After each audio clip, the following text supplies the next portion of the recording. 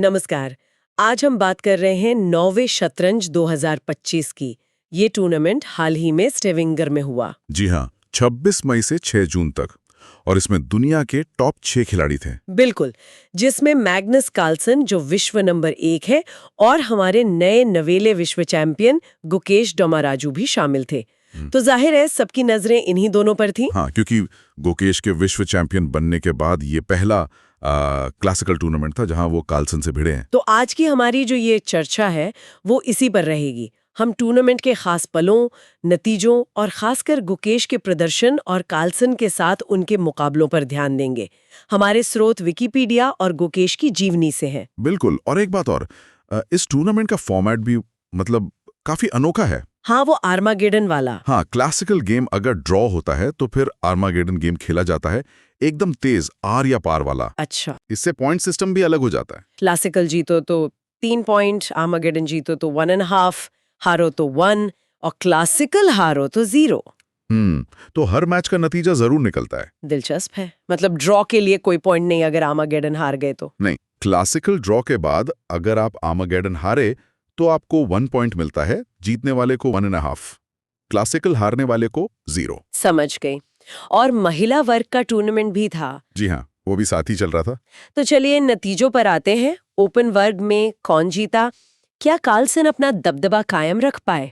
हाँ, ओपनबर्ग में Magnus Carlsen ही जीते 16 पॉइंट्स के साथ। ये उनकी 7वीं नॉर्वे शतरंज जीत थी। 7वीं? वाह। और दूसरे नंबर पर? फैबियानो कारुआना 15.5 पॉइंट्स के साथ, काफी करीब थे। और हमारे विश्व चैंपियन गुकेश डोमाराजू 14.5 पॉइंट्स के साथ तीसरे स्थान पर रहे। तीसरा स्थान विश्व चैंपियन के लिए बुरा नहीं है शायद। बिल्कुल नहीं, खासकर इतने कड़े मुकाबले में। और महिला वर्ग में यूक्रेन की अन्ना मुज्जित युक जीती जी। 16.5 पॉइंट्स के साथ। अच्छा। लेकिन जो सबसे ज्यादा चर्चा में रहा वो तो कार्लसन और गुकेश के बीच के मैच थे। हाँ बिल्कुल। पहले ही राउंड में दोनों भिड़ गए। वहां क्या हुआ? क्या गुकेश ने आते ही धमाका किया? देखिए, मुकाबला तो बहुत जटिल था। गुकेश ने एक नाइट सैक्रिफाइस किया जो दिखाता है कि वो डरते नहीं हैं। हाँ। लेकिन टाइम प्रेशर में 46वीं चाल पर उन्होंने गलती कर दी। QH6+ चल दिया। ओह। ये एक निर्णायक गलती साबित हुई। सीधे सीधे चेक दे दिया जिससे कार्लसन को फायदा मिल गया। अगर वो RG2+ चलते जैसा बाद में एनालिसिस में आया तो गेम शायद ड्रॉ हो सकता था। तो पहला राउंड कार्लसन के नाम रहा। जी हाँ, कार्लसन जीत गए। लेकिन कहानी यहीं खत्म नहीं हुई है ना? मैंने सुना राउंड 6 में कुछ बड़ा हुआ। बिल्कुल, राउंड 6 में पासा पलट गया। अच्छा। इस बार गुकेश ने सफेद मोहरों से खेलते हुए कार्लसन को हरा दिया। क्या बात है। क्लासिकल शतरंज में। हाँ, क्लासिकल शतरंज में ये गुकेश की कार्लसन पर पहली क्लासिकल जीत थी। ये बहुत बहुत बड़ी बात है। अविश्वसनीय। विश्व चैंपियन बनने के ठीक बाद दुनिया के नंबर 1 खिलाड़ी को क्लासिकल में हराना, ये कैसे हुआ? गेम कैसा था? ये गेम तो कमाल का था। काफी देर तक सच कहें तो कार्लसन बेहतर स्थिति में लग रहे थे। वो दबाव बना रहे थे। लेकिन गुकेश ने जो बचाव किया वो गजब था। बहुत सटीक। उनकी जो रिएक्टिव या काउंटर स्टाइल है वो यहाँ पूरी तरह दिखी। वो बस मौके का इंतजार कर रहे थे। और मौका मिला। हाँ, कार्लसन से 52वीं चाल में एक बड़ी गलती हो गई, नी 2+। ये एक ब्लंडर था जिससे उनका एक पीस फंस गया और गुकेश को सीधी जीत मिल गई। ओह, मतलब कार्लसन की गलती से? हाँ, एक तरह से कह सकते हैं। लेकिन गुकेश ने उस दबाव को बनाए रखा था कि गलती हुई। और कार्लसन की क्या प्रतिक्रिया थी इस हार पर? सुना है वो काफी गुस्से में थे। हाँ, वो इतने निराश हुए कि गेम खत्म होने के बाद उन्होंने मेज पर हाथ मारा।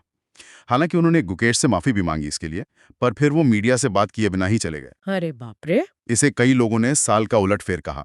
सिर्फ इसलिए नहीं कि विश्व चैंपियन ने नंबर 1 को हराया, बल्कि जिस तरह से कार्लसन आखिर में बिखरे। इस जीत ने गुकेश को सीधा तीसरे स्थान पर पहुंचा दिया था टूर्नामेंट में। वाकई कमाल है। गुकेश जो इसी टूर्नामेंट के दौरान 19 साल के हुए हैं, उन्होंने तो वैसे भी इतिहास रच दिया है। सबसे कम उम्र के निर्विवाद विश्व चैंपियन। जी, और 17 साल की उम्र में 2750 फीडे रेटिंग पार करने वाले सबसे युवा खिलाड़ी भी। 12 साल की उम्र में ग्रैंड मास्टर बन गए थे, तीसरे सबसे युवा। उनकी खेलने की शैली के बारे में क्या कहेंगे? आपने कहा काउंटर या रिएक्टिव। हाँ, उनकी शैली प्रतिक्रियात्मक है। वो विरोधी की चालों पर बहुत सटीक प्रतिक्रिया देते हैं। उनकी गणना करने की क्षमता, खासकर जब समय कम हो, वो अद्भुत है। विश्वनाथन आनंद ने भी उनकी अविश्वसनीय गणना क्षमताओं की तारीफ की है।